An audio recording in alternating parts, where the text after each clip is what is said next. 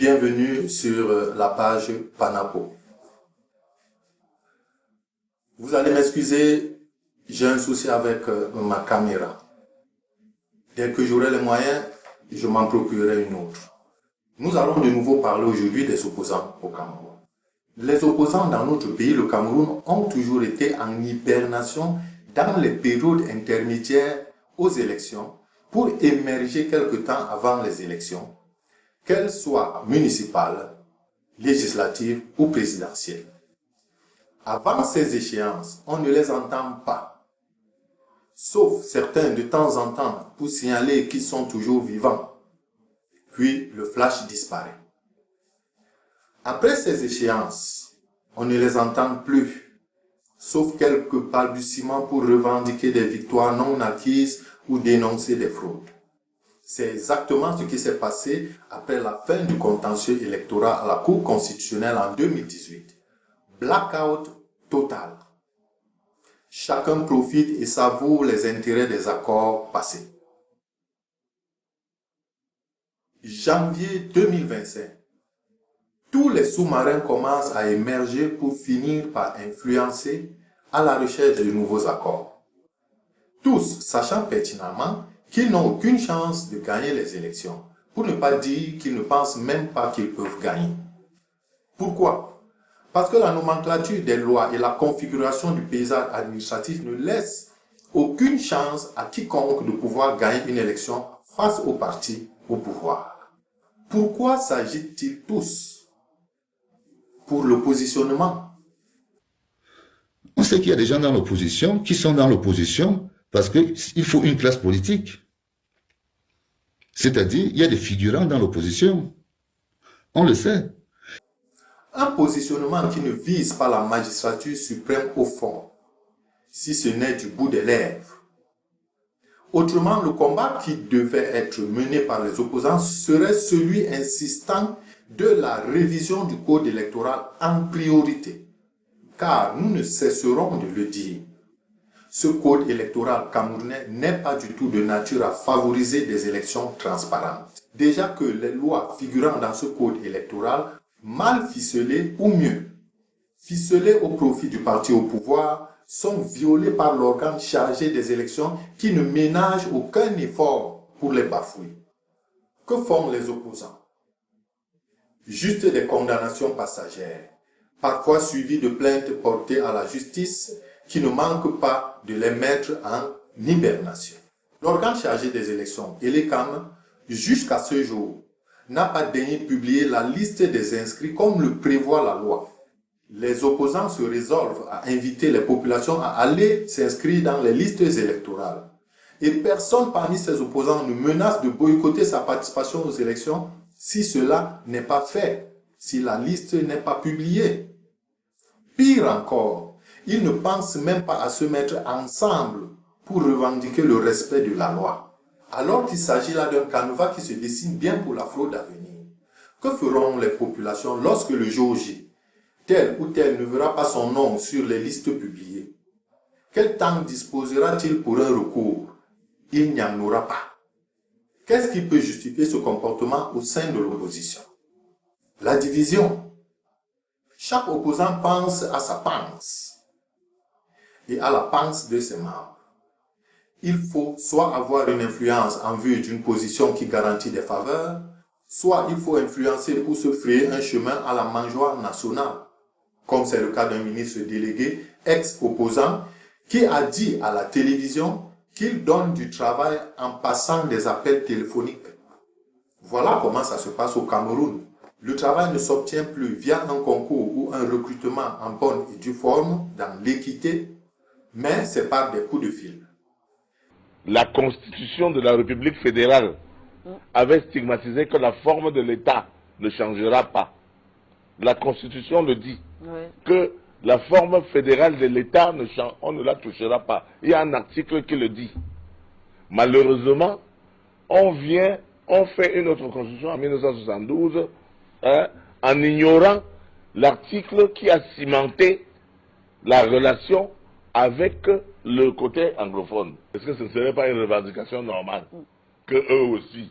Est-ce que qui a dit que comme on vient à l'union, et le président sera toujours francophone. Je crois qu'il faut tenter aussi un président anglophone. Pourquoi on n'a que 2 présidents pendant presque 60 ans? 60 ans, 2 présidents. L'un fait son temps, 23 ans, il donne la passe à l'autre qui est déjà à 34 ans. Après, il va donner la passe à quelqu'un d'autre encore qui va faire quoi? Et les anglophones. Il n'a pas non plus manqué, lui qui fustigeait la guerre au Nozo, de dire plus tard qu'il se fout de ceux qui font la guerre de ce côté. Et les gars du Nord-Ouest et du Sud-Ouest ont pris des armes. Est-ce que ça m'empêche, moi, de boire mon vin de palme ici? Il ne manque pas de s'évertuer à convaincre ses pairs restés dans l'opposition de le rejoindre dans la mangeoire où il a été intégré. Je découvre que Olivier Billet, Célestin Djamène, ils ont des accords avec le ministre Momo qui les attire en leur disant, vous savez bien l'histoire de ministre Momo, l'opposition ne paye pas, il faut aller à la mangeoire. On n'engueule pas celui qui partage la viande à la réunion. Je veux être à la tête de ce pays pour évidemment éviter, n'est-ce pas, ces genres d'escalade où les gens allument l'incendie et prônent la paix. Parce que moi j'entends ce discours-là. Je ne me reconnais pas dans ce discours-là. Dans ce discours, on veut la paix, qui signifie que si vous gagnez, vous aurez la guerre. Qui signifie que laissez-nous au pouvoir si vous voulez la paix. Parce que si vous gagnez, vous aurez la guerre. Monsieur, je n'ai pas peur de la guerre. Si vous êtes toujours en train d'insulter le gouvernement, d'aller avec l'opposition, vous allez vous mettre où pour demander au gouvernement que, pardon, vous donne-nous un hôpital où les enfants vont naître. Mais ça, il va donner à celui qui lui donne ça. Même vous, ne dites pas seulement que c'est pas bien. Même vous, si c'est vous, à la place de pas bien, vous allez donner à celui qui vous insulte chaque jour. Et qui ne l'applaudit pas. Vous faites quelque chose, il n'applaudit pas. Voilà alors ce que j'ai compris. Et je suis parti le retrouver. Mais ça, moi, je l'insultais avant aussi. Je l'insultais, non. Quand j'ai arrêté de l'insulter, et j'ai dit, hé, papa, c'est toi qui avais raison. Moi, j'avais tort. Vous voyez là où il m'a mis, non? Voilà le chemin qu'empruntent les opposants. Les opposants dans mon pays, le Cameroun, ne sont pas constants dans leur combat.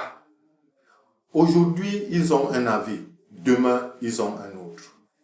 La victoire aujourd'hui est celle de l'opposition.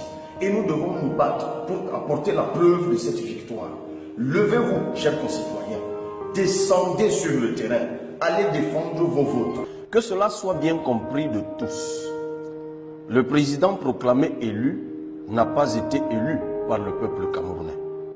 Il a été élu par l'administration et les CAM et le Conseil constitutionnel. On croit à ce qui se dit, hélas. On a passé le temps à dire que, parce que je demandais aux gens de s'inscrire sur les listes électorales, alors j'étais mandaté par Paul Biya. Les gens y ont cru. Le résultat des courses, Paul Biya a gagné parce que les gens n'ont pas voté. Bon, voilà. Et après, c'est à moi qu'on fait le reproche. C'est pas à moi qu'on fait le reproche. La même personne qui avait un langage virulent, tout courroucé après les résultats, invitant les uns et les autres à manifester, fournit quelque temps plus tard, très hilar, un discours contraire. Et ce n'est pas tout.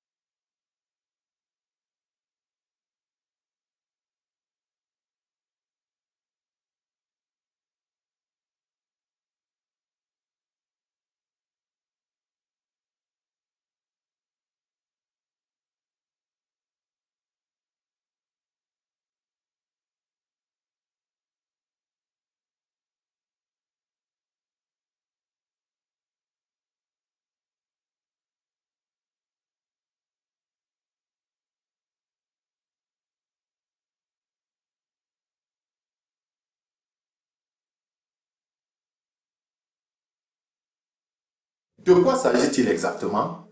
Il n'y a pas de fumée sans feu. Ping-pong ou grand écart. Un autre opposant démontre également son caractère versatile. Zéro constance.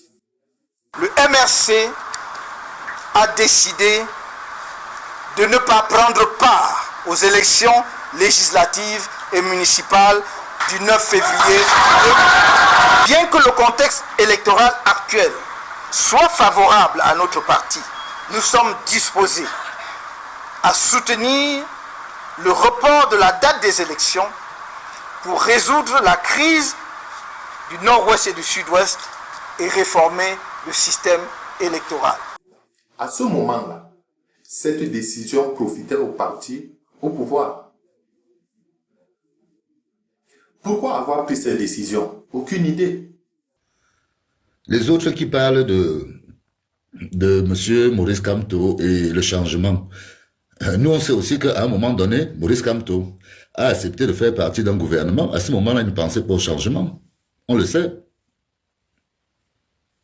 Et qu'on ne peut pas dire aux autres que pourquoi c'est maintenant que vous pensez au changement, alors que ceux qui parlent du changement, eux-mêmes ont participé à ce régime. Non, ce n'est pas à nous que vous avez posé la question. Surtout parce qu'à côté de lui, il y a un chef négociateur qui négocie toujours pour... Mais on a expérimenté quelque chose. On est allé voir les trois que je viens de citer. Et on a dit à chacun que Frundi vient de gagner. Qu'est-ce qu'on fait? Ils ont dit non. On ne peut pas jeter le pays dans l'eau. Ça serait grave. Et je vous dirais que ce que vous avez découvert au soir de sa vie a commencé dès ce moment-là. L'achat de conscience. Donc les autres, tous, ils sont vivants. Non, il y a Adamou qui est mort. On dit que non. Vraiment, donner à bien. Donner à deux choses. On a dit qu'il faut débaucher. On a donc envoyé M. Tchouta, qui tenait le port, c'est-à-dire il avait l'argent du répondant. Le gombo. On a dit, va voir les députés de l'Ouest, essaye de les acheter. Auparavant, il avait négocié en faveur du parti au pouvoir. Qu'a-t-il pu négocier en faveur de son parti actuel? Sincèrement, je n'en ai aucune idée claire, car les idées font du ping-pong dans mon cerveau. Je suis juste dépassé. Mais j'ai une nouvelle expression. C'est dépassant. Deuxièmement, le MRC est pleinement conscient que faute pour lui de prendre part au scrutin à venir, il ne pourra pas, dans les conditions du code électoral en vigueur, présenter un candidat à un prochain scrutin présidentiel, la loi électorale exigeant que tout candidat à une telle élection soit présenté par une formation politique ayant au moins un élu ou, à défaut, qu'il rassemble au moins 300 signatures de personnalités dont on sait qu'elles sont, pour l'essentiel, inféodées au régime. Les raisons évoquées justifiant le refus de participer aux élections législatives et municipales demeurent. Il n'y a rien eu de changé. Pourtant, il revient nous dire qu'il se présente aux élections présidentielles dans les mêmes conditions inchangées, sinon pire. Les gens comme moi ne savent plus sur quel pied danser.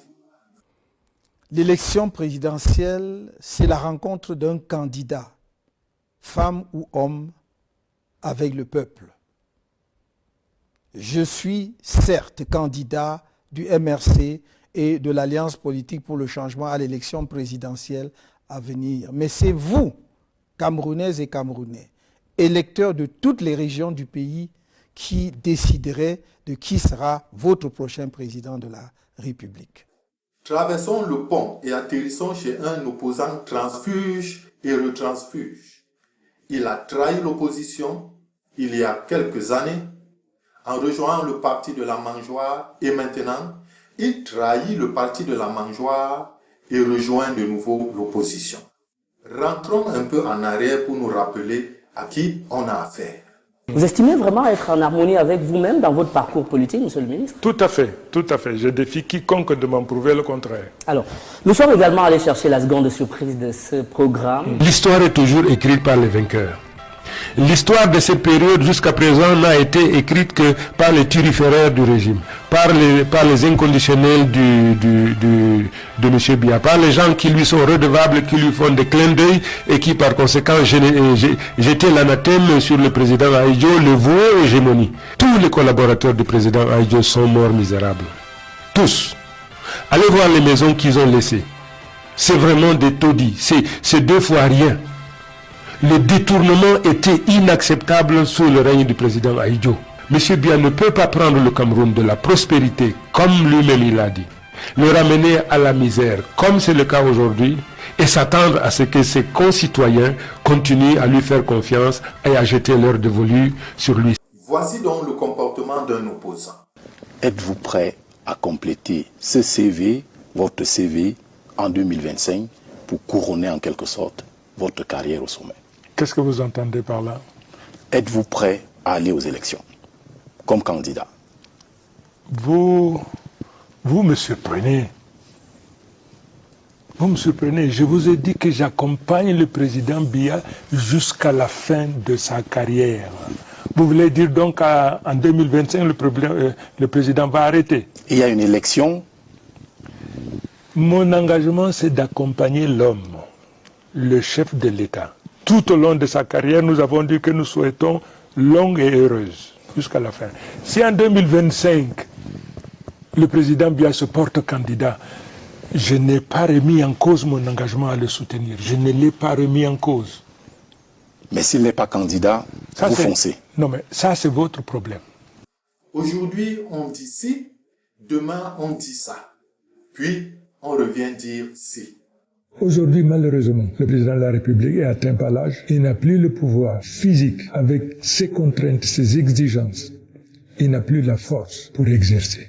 Donc, lui au pouvoir aujourd'hui, en vérité, c'est pas lui qui gouverne.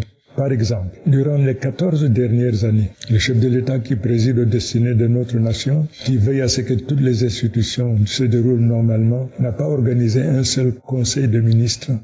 La deuxième observation, le président de la République nous donne l'impression d'être distant. C'est à croire que le pouvoir a cessé de lui procurer le plaisir, l'honneur de présider aux destinées de notre nation. Par exemple, au niveau du gouvernement, aujourd'hui, il y a 4 ministres qui sont décédés, qui n'ont pas été remplacés. Nous observons également qu'il y a ce journaliste qui a été assassiné, victime d'une conspiration, assassiné de manière brutale, sauvage. Cela a suscité l'émoi de la nation en particulier, du monde en général. Jusqu'à présent, il n'y a pas eu de suite. Les populations s'interrogent. Nous qui étions ses collaborateurs, on s'interroge. Qu'est-ce qui justifie, qu'est-ce qui explique cette distance vis-à-vis du pouvoir? Le chef de l'État nous donne l'impression d'être autiste. S'agissant maintenant de son rapport avec le gouvernement, nous constatons plusieurs symptômes qui convergent vers ce qu'on peut appeler le syndrome de fin de règne. Le gouvernement de la République a cessé d'être un instrument au service de la République. Le gouvernement est aujourd'hui un instrument au service de puissances occultes.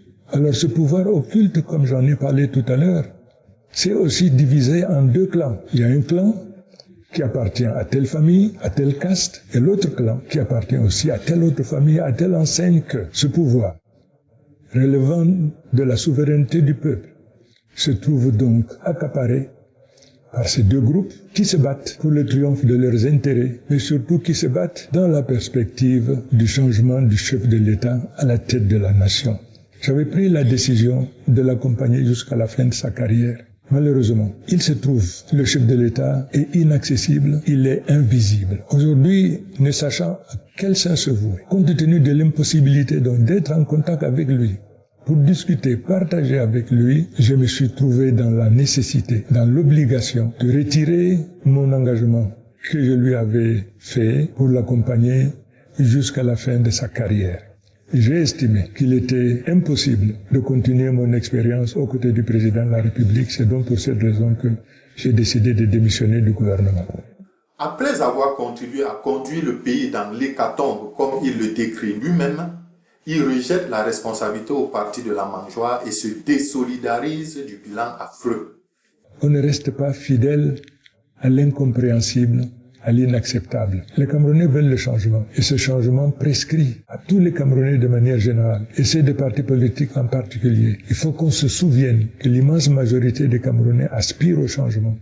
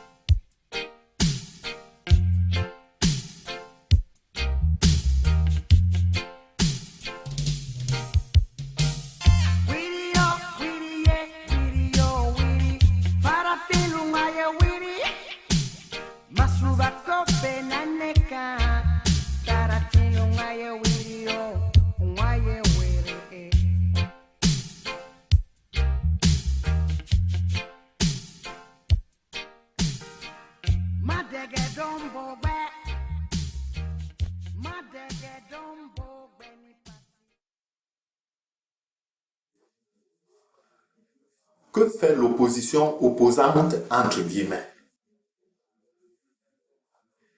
Elle l'accueille à bras ouverts. On se croirait dans un épisode biblique où l'enfant réclame son héritage et s'éloigne de son père. Puis en difficulté, il se résout à retourner auprès de son père qui l'accueille à bras ouverts et organise même une cérémonie d'accueil. Sauf qu'ici, nous sommes dans la réalité. Je suis dépassé. C'est dépassant. Il n'est pas seul dans ce cas. Il y a également un autre transfuge et retransfuge qui a suivi le même chemin. Il m'a été demandé de présenter un candidat à l'élection présidentielle. Il m'a été demandé de me présenter, ce que beaucoup de militants de notre parti depuis l'année dernière me demandaient. À l'appel des différents intervenants, avec l'approbation de l'organe compétent, le comité central, j'ai accepté d'être candidat à la prochaine élection présidentielle en octobre 2025. Les mêmes causes produisent les mêmes effets. Plus de 25 ans de vie commune avec le RDPC, parti de la mangeoire nationale, bras dessus, bras dessous, corps dessous, corps dessus. Aujourd'hui, c'est la rupture. Pour quelle raison? Le pays a sombré dans la décadence. Mais lui aussi rejette le bilan sur son conjoint de parti. Plus ou moins, n'est-ce pas, le Cameroun est un pays qui reste uni, un pays où règne, on peut dire globalement, la paix, puisque même s'il y a encore quelques soucis sécuritaires dans certaines régions, on ne peut pas dire que le Cameroun est en guerre. Et je crois que l'Union nationale pour la démocratie et le progrès a fait cette analyse et a pris la décision que vous connaissez.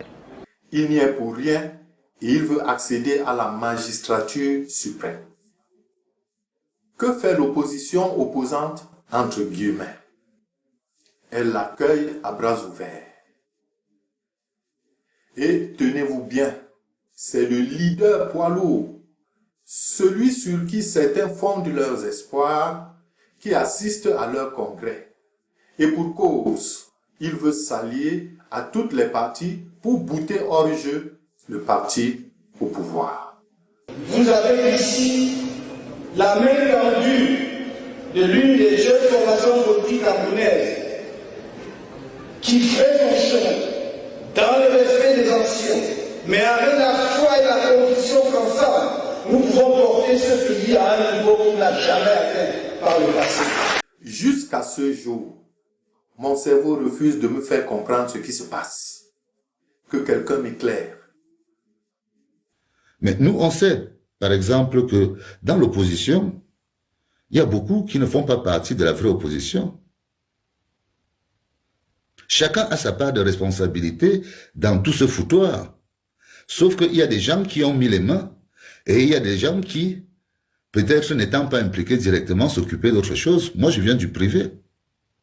Moi, je parle de l'intérêt de mon pays. Je ne demande l'autorisation à personne. Mais cela me rappelle un leader de parti qui avait dit que quand on se noie, on s'accroche à tout, même à un serpent. Alors, je ne sais pas si ce leader pense qu'il se noie pour aller s'accrocher au serpent. Il n'y en a même pas un, mais 2 serpents. Parce que le Cameroun se construira ensemble, avec tous les Camerounais. Personne ne sera jeté à la mer. Nous sommes tous filles et fils de ce pays que nous aimons tous. Ce que toi qui m'écoutes, tu dois savoir, c'est que tu peux t'accrocher à un serpent quand tu te noies. Seulement, il est certain que ce serpent va te mordre. Et s'il parvient à te laisser à la rive, tu constateras quelque temps après que le venin est en train de te paralyser. Voyons le cas d'un autre. Quand on vote une loi et on la promulgue, on n'en débat plus. On peut débattre de la loi pour une nouvelle proposition de loi, pour changer la loi. La loi, c'est la loi. Elle est ce qu'elle est, mais c'est la loi et il faut qu'on la respecte, c'est tout. Cette loi existe dans le dispositif juridique camerounais et il faut tout simplement la respecter, c'est tout. Il n'est pas compliqué de déterminer son camp parce qu'il y est déjà. Lorsqu'il prend les rênes de son parti, le SDF, celui-ci a déjà convolé en os avec le parti de la mangeoire nationale. Rien à signaler donc. Nous n'allons pas forcément parler individuellement des autres opposants qui animent la galerie de l'opposition, ceux qui jouent le rôle d'intermédiaire entre le parti de la mangeoire et l'opposition, ceux qui les dénoncent. Dans ce qui se présente aujourd'hui comme l'opposition camerounaise, plusieurs sont des agents, je suis désolé de le dire, des forces étrangères. Mais le premier projet, vous voulez que je le cite? Allons-y. Olivier Bilé. Oui. Quand Olivier Bilé vient me voir pour la première fois, vous savez le langage qui me tient? Il me dit, prof, on a trop souffert comme ça. L'opposition là ne paye pas. Appelons Paul Biya. Je ne dévoile pas un secret, il a dit partout, appelons Paul Biya, qui vient nous sauver. Mettons en place une tradition, allons lui proposer le projet et nous allons nous battre pour qu'il soit élu en nous intégrant. Je lui dis, mais mon Dieu. Mais au moins, logiquement, alors, si le projet est accepté par Paul Biya, c'est le même résultat à la fin. S'il vous plaît. Si vous cherchez le résultat, alors, il peut être quand il porté voir par Paul Biya. Olivier Bilé est conduit. Il rencontre d'autres acteurs avec le même discours. Il se rend compte que la pilule ne passe véritablement pas. Ça, je vous apprends, vous le savez très bien. Et vous voulez que je marche avec des gens comme ça, d'où la rupture. Si demain, Joshua aussi ne peut pas être candidat pour quelque raison que ce soit, je ne vais pas prendre le pays en otage. Je vais tout simplement me retirer de la course et soutenir le prochain candidat du parti. Je fais la politique pour ce pays, je fais la politique pour nos enfants. Je ne la fais pas pour moi-même. Je suis le serviteur de cette cause. Je ne suis pas le bénéficiaire. Donc quand on se bat pour soi-même ou pour sa candidature, plutôt que de se battre pour la cause suprême qui est celle du pays, moi j'ai un problème avec ça. L'Alliance pour la transition politique ATP a fait irruption dans l'espace médiatique avec pour principal objectif non pas de battre le futur candidat du RDPC à l'élection présidentielle, mais plutôt de s'opposer au MRC et à l'APC. Tous ces opposants ont une particularité. Ils sont égoïstes. Ce qui compte, c'est leurs intérêts et les intérêts de leurs membres. Ils ont un carnet d'adresses, de bons rapports avec le parti de la mangeoire et toutes les faveurs qui vont avec. Ils n'ont aucune ambition profonde de prendre le pouvoir. Pourquoi? Parce qu'ils ne peuvent jamais se mettre tous ensemble. Pourtant, ils sont tous conscients qu'individuellement, ils ne peuvent pas évincer le parti au pouvoir. Bien, analysons un peu la situation. Supposons que MRC, FSNC, UNDP se mettent ensemble avec MRC comme candidat commun. Ce que je souhaite, mais en attendant de voir, si le MRC gagne les élections présidentielles, va-t-il partager le pouvoir avec le FSNC et l'UNDP? Si oui, qu'est-ce que ça va donner? Des gens qui ont passé plus de 25 ans à plonger le Cameroun dans la décadence totale reviennent avec toute leur clique de voleurs et de détourneurs. Vous dites que vous allez changer leur mentalité? Je suis vraiment dépassé. C'est dépassant.